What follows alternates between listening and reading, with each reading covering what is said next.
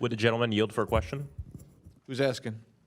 Frost. Oh, hey, sure. Go ahead and ask a question. Well, you know, because the whole first part of your argument had to do with the fact that somehow this helps Democrats. So there's a political issue here. But I'm just curious what you have to say about the fact that Donald Trump, as we speak, is actually creating more undocumented people in this country by doing things like ripping away TPS, right, for hundreds of thousands of Haitians in my district and in my state. So here's the response to the question. I don't think he's creating more illegal aliens by taking away TPS. What does the T in TPS stand for? He is creating what is more the T? No. I answered your question. Answer mine. What does the T stand for? Temporary protective status. The T stands for temporary protective class. And here's the deal. Temporary parole status. That's what it stands for. And what that means is we're going to parole you in for a period of time. We have people who have been paroled in for their temporary period of time for more than 20 years.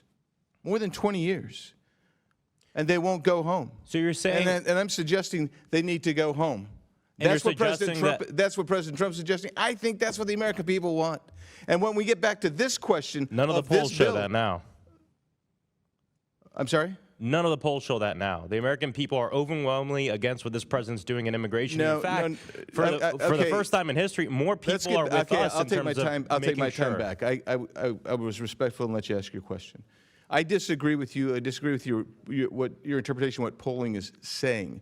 What I'm suggesting to you is this bill corrects an inequity.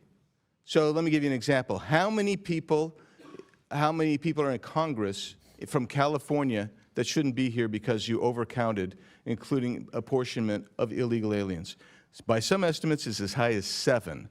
7. My state has 9 representatives. Will we lose some? My guess is we might lose one. The Constitution is clear that we count persons. Okay, so from now on, when you're talking, I will interrupt you. Okay, is that fair?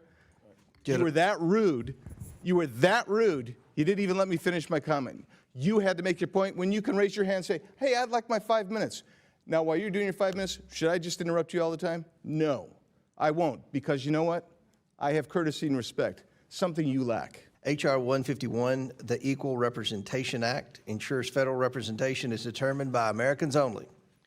The bill does 2 simple things. First, the bill requires the U.S. Census Bureau to include a citizenship question on the 10-year census questionnaire.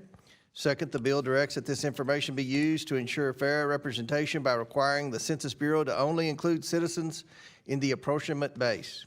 My amendment, in the nature of a substitute, simplifies the citizenship question to be asked on the census questionnaire, same as what passed in the House last Congress. Are you a citizen of the United States? Yes or no? That's it. By requiring this question, the United States government will be able to collect accurate data on the makeup of our population. The Census Bureau currently estimates the non-citizen population using survey data from the census-administered American Community Survey. But that data is not based on the entire population. It's only an estimate and suffers from large margins of error. In the past, opponents of a citizenship question have raised concerns that such a question will discourage participation in the census. The theory being that some individuals will be reluctant to respond to the census, especially if they do not have a lawful immigration status. My amendment, in the nature of substitute, does not require respondents to indicate what immigration status they have or any other related demographic information. Plenty of non-citizens enter this country legally, for example, using a green card or a student visa. We just want to know, very simply, are you a citizen or a non-citizen? It's an easy question, it's not confusing, and it does not reveal anything about an individual's specific immigration status. Although the census will count and enumerate all individuals residing in the United States, this bill would ensure that only citizens are included in the apportionment base from which representation in Congress is determined. Thank you, Mr. Chairman. We, as House Democrats, oppose what we believe is an unconstitutional bill in front of us. The bill attempts to exclude non-citizens from being counted when drawing congressional districts, which clearly violates the 14th Amendment. And the 14th Amendment is clear. It states that seats in the House of Representatives must be based on counting, quote, the whole number of persons in each state, end quote, regardless of their citizenship or immigration status. Now, the U.S. has done this since the amendment was adopted in 1868. Now, during debate on the amendment, Congress talked about using only the number of citizens, but they rejected that idea. This bill also attempts to add a question about citizenship status to the census. We know this question will destroy the accuracy of the census and devastate numerous communities across the country. Non-citizens will avoid answering the census, leading to undercounts across the country. Now, an undercount means loss of federal funding for vital programs like schools and healthcare, diminished political representation, and inaccurate data for urban planning and economic development.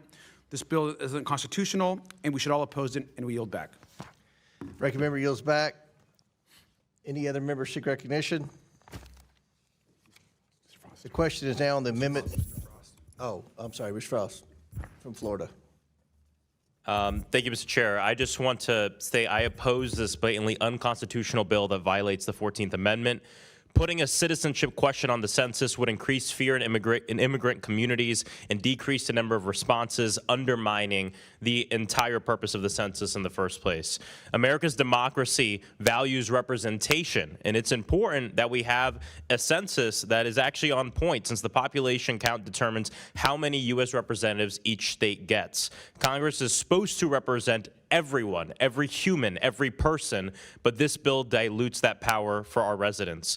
This bill would have huge financial consequences, as census data guides the allocation of $2.8 trillion every year. So I'm fighting for my district, for Central Floridians, and for the state of Florida to get the tools that we need to succeed, not fewer. If enacted, this bill would cause states with large shares of undocumented immigrants, like the state of Florida, to see significant federal funding cuts. This means all Floridians see our public goods close and fall into disrepair, such as roads and transit systems, schools, hospitals, veterans care, and disaster preparation. Republicans in Congress claim to respect the Constitution, but to respect it, you got to read it. And like the ranking member just said, it says very blatantly in Section 2 of the 14th Amendment that we count the whole number of persons in each state. No matter what this president says, no matter what Republicans in Congress say, a person is a person. Immigrants are people, and they should be counted in the census. I yield back. I'm going to start by reiterating the fact that this policy is unconstitutional. It was proven unconstitutional and struck down by the Supreme Court when the Trump administration attempted to do this exact thing in Trump's first term.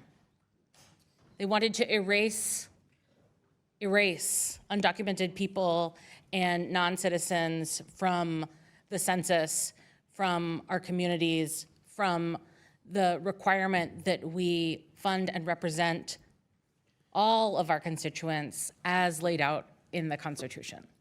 And the Supreme Court struck that attempt down. Why would we waste our time trying again? Why would we waste our time trying to pass an unconstitutional policy that is clearly unconstitutional, that is clearly trying to erase the existence of people who are simply here in this country? We can argue immigration policy. We can argue whether we should have more robust asylum processes, paths to citizenship. You know, just yesterday, Secretary Noem suggested a 100% travel ban. No one from any other nation should enter this country. I think it's clear what this administration wants to do to erase people, to deport people to countries they didn't even come from, to attack the Constitution, and to use every tool possible to consolidate power, just as my colleague from Arizona said, so that more Republicans can win. We don't just get to play with the Constitution like that, and I am baffled so often in this job because the Republican Party that I grew up with, the role models that I knew in my community, my dad, my faith leaders, folks that I served with in the legislature, Republican members believed so strongly in the Constitution, in the amendments as laid out, in the importance of this document to guide our country forward. And what I hear every day is an attempt to attack and tear down this document that helped craft and stabilize our country since its beginning. It's just not true, Mr. Chair, that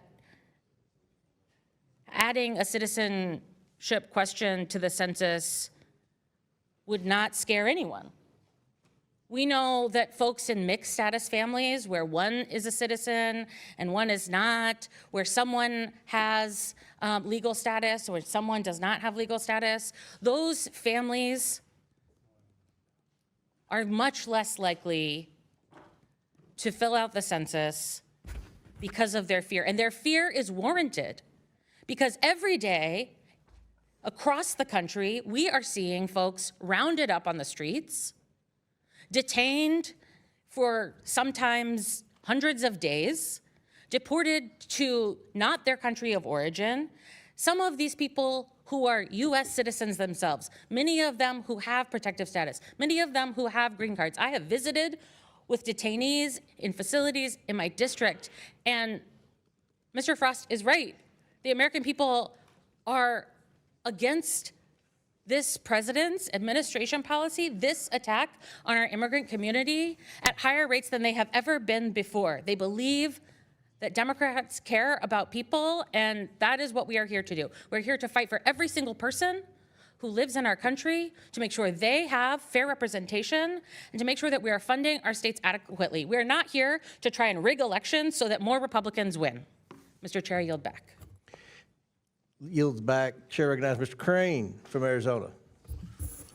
Thank you, Mr. Chairman. My colleague just said we're not here to rig elections to make sure that Republicans win more elections. That's exactly what you guys are trying to do. You guys are trying to rig elections. You guys in the last administration let in between 10 to 15 million illegal aliens. I also want to point out that you guys keep referencing the Constitution. I got some Constitution for you. How about Article 4, Section 4 of the Constitution that requires that the federal government protect each state from invasion? That's something clearly you guys did not do while you had the presidency. And now that we have these millions of illegal aliens in this country, we're just simply asking that we put a question on the census, are you an American citizen? And of course you guys don't want to do that, because you know that if we do that and the American people find out exactly how many illegal aliens are in this country and voting, they're going to be as appalled as we see each and every day. And you guys don't want that. And they're not allowed to vote. And you guys try and block every single effort that we make in this House to stop illegal aliens from voting. You guys blocked the SAVE Act as well. That's exactly what this is. You guys are trying to rig elections, and we're trying to stop it. And we're not going to apologize for it. The question is now on the amendment in the nature of a substitute. All those in favor signify by saying aye. Aye. All those opposed signify by saying no. In the opinion of the chair, the ayes have it. The amendment is agreed to. The question is now on favorably reporting H.R. 151 as amended. All those in favor signify by saying aye. Aye. All those opposed say no. Recorded vote is ordered as previously announced. Further proceedings on the question will be postponed.